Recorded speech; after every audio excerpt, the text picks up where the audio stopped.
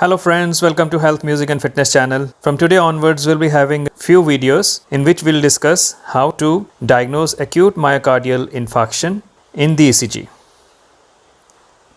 So as you know, acute MI, which is a short form of acute myocardial infarction, the patient can present with different complaints, and typical complaints would be precordial chest pain, a jabbing, piercing chest pain which is localized in the precordium, and it might radiate to the left side of the neck, left jaw, and medial aspect of the left arm.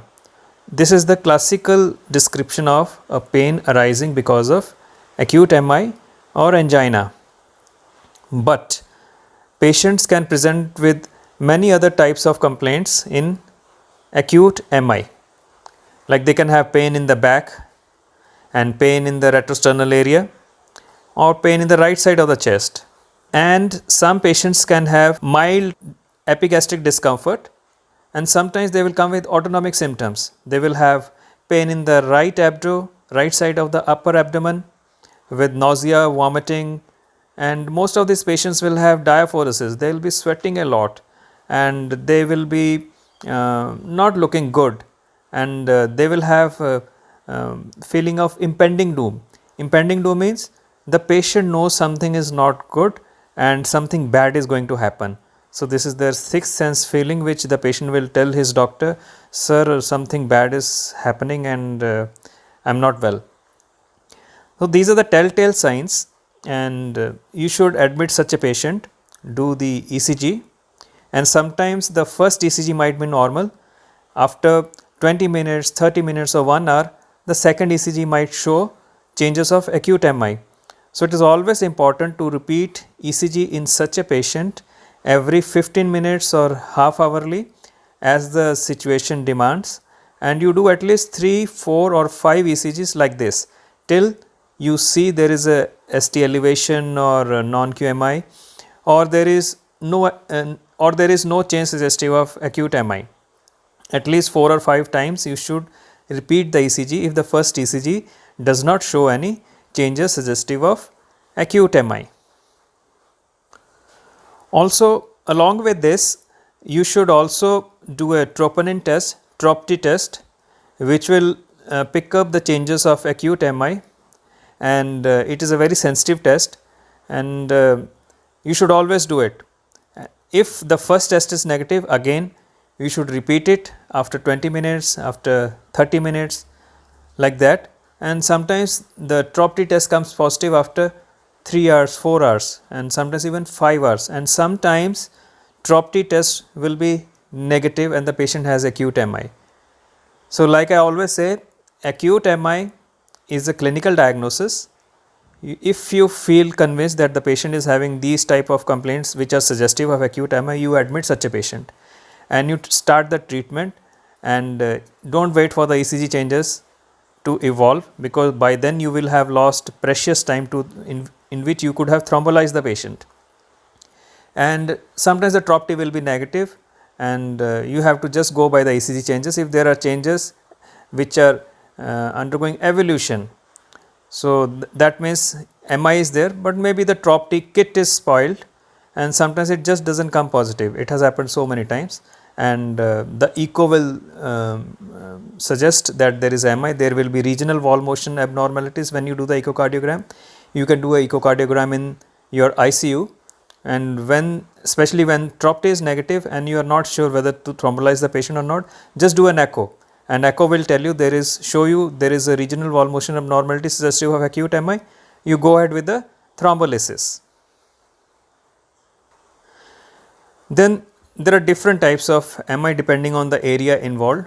There is a inferior wall MI, in which you will see changes suggestive of MI in lead 2, lead 3 and lead AVF. They are placed at the inferior surface. Lead 2 is at 60 degree plus 60, lead AVF is at plus 90, and lead 3 is at plus 120. So you remember that circle which I have always taught you with, and you will see these ECG changes here. And if there is anteroseptal MI, there will be changes suggestive of acute MI in V1 to V3, sometimes up to V4 leads. If there are changes in V5 and V6, you call it lateral wall MI or apical MI. If there are changes from V1 to V6, it is called anterior wall MI. And if there is change in lead 1 and AVL only, it is called high lateral MI. And if there are changes suggestive of acute MI in lead 1, AVL, V1 to V6, it is called extensive anterior wall MI.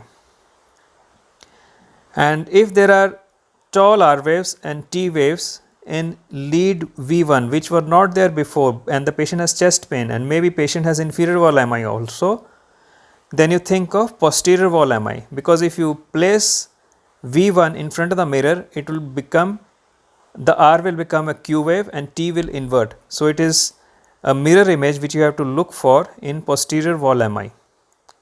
Similarly, if there is inferior wall MI, you should take V3R, V4R, V5R leads on the right side of the chest, like we take on the left side of the chest, and you will see right ventricular infarction, because by default we usually don't take V3R, V4R, but you should always take V3R, V4R and look for RV infarction whenever there is inferior wall MI. And if you pick up RV infarction or posterior wall MI, suddenly immediately you look for inferior wall MI in lead 2, 3 and AVF. So like that you have to think and train your mind to look for subtle changes. Another thing you should know is inferior MI will present with bradycardia with blocks. They may have very severe sinus bradycardia, they may develop AV blocks, complete heart blocks, and this is how inferior wall MI usually presents, and they will present in shock because RV sometimes is infarcted along with inferior wall, and then there is decreased preload and the BP will not come up. So sometimes you have to give a little bit of IV fluids, and at the same time you keep on auscultating the lung bases and look for creps. You shouldn't push the patient into pulmonary edema. But in inferior wall MI, you have to give IV fluids along with vasopressors, and vasopressors don't start immediately. First give 200 ml of normal saline and see how the patient does. Does the BP come up? And if not, then you have to decide then and there whether to add a vasopressor. And dobutamine is the best vasopressor to add because it is cardioprotective. And dobutamine is also good, but it will cause a lot of tachy and in high dose cause vasoconstriction, severe vasoconstriction. Similarly, noradrenaline. Never give noradrenaline for increasing the blood pressure in a patient with MI. You might further worsen the condition. The MI might worsen because it causes severe vasoconstriction. In anterior wall MI, these patients will come with, usually they will come with tachycardias and with ventricular tachycardias and tachyarrhythmias. So in short, if the patient comes with brady, you should be thinking of inferior wall MI. There might be anterior MI also. If the patient comes with tachy in casualty, you should start thinking of anterior MI, and their patient might be having inferior wall MI also, that you will see on the ECG, but this is before you have seen the ECG. Then on the clinical examination, you can also see look for Kussmaul sign. Don't confuse this with Kussmaul breathing, because it was discovered by the same doctor who coined the term Kussmaul breathing, and he also found the Kussmaul sign. Kussmaul sign is on deep inspiration our neck veins they will collapse. But when the compliance of right ventricle is decreased, like in RV infarction, on deep inspiration the neck veins become full. This is a very helpful test, examination, and from a distance you can look at the patients in your ICU and say, okay, that patient has Kussmaul sign positive, he has inferior wall MI. That patient has no Kussmaul sign, maybe it is anterior wall MI, like that. So always look for Kussmaul sign. It is raised JVP, raised full neck veins on deep inspiration.